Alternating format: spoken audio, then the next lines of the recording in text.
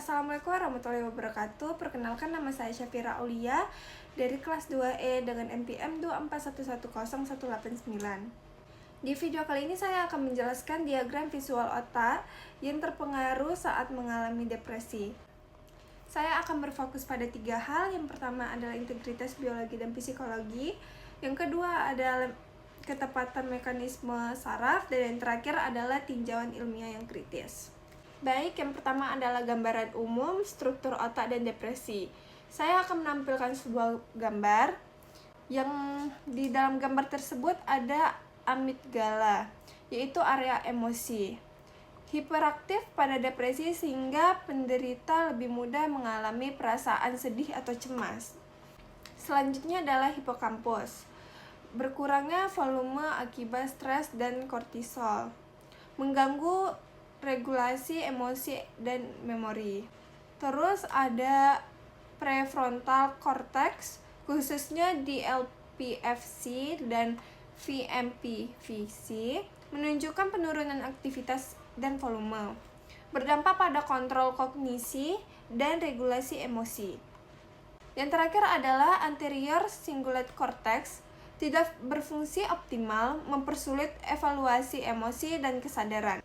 Semua area yang saya sebutkan tersebut itu saling berhubungan. Jadi, jika terjadi gangguan pada satu jaringan, akan menyebabkan perubahan gejala psikologi seperti ruminasi, terus ada kesulitan konsentrasi, juga bisa isolasi sosial. Oke, saya akan menjelaskan mekanisme neurotransmitter dan jaringan neuron. Pada gambar, serotonin akan mengalir dari reptil nukleus ke hipokampus dan limbik. Hal tersebut dapat mempengaruhi suasana hati, tidur, dan nafsu makan. Selanjutnya, dopamin dari VTA menuju nukleus accumbens dan PFC akan menyebabkan gangguan anhedonia, yaitu hilangnya kesenangan. Selanjutnya, glutamat dan GABA akan mengatur keseimbangan eksitasi dan inhibisi, yaitu penting untuk stabilitas mood dan psikomotor. Nah, dari diagram ini akan menunjukkan bagaimana ketidakseimbangannya neurotransmitter dan konektivitas akan menyebabkan masalah kognitif dan emosional.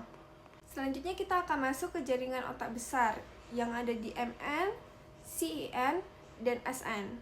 Penemuan model triple network menjelaskan DMN atau default mode network terlalu aktif yang menyebabkan banyaknya ruminasi.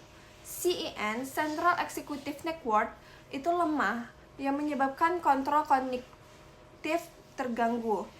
Selanjutnya adalah SN, Silent Network, tidak responsif, yaitu menyebabkan sulitnya merespons stimulus penting. Model ini memperkuat konsep integritas pikiran dan struktur otak. Selanjutnya kita akan masuk ke tinjauan krisis sumber ilmiah. Meta-analisis menunjukkan penurunan volume PVC, hipokampus, dan konektivitas yang terganggu konsisten pada pasien depresi. Namun, variasi tiap individu, tidak semua pasien mengalami perubahan yang sama. Temuan ini umumnya berasal dari studi cross-seksional dan komorbidilitas lainnya.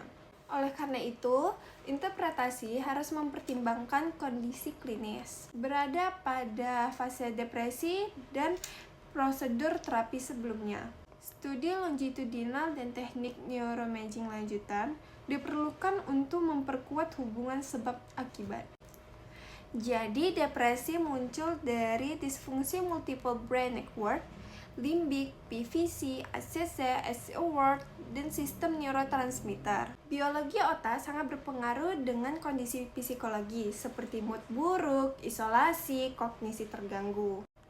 Integrasi bidang biopsikologi membantu kita memahami depresi sebagai kondisi klinis yang kompleks. Namun, kita tetap membutuhkan riset yang lebih mendalam. Sekian video dari saya. Wassalamualaikum warahmatullahi wabarakatuh.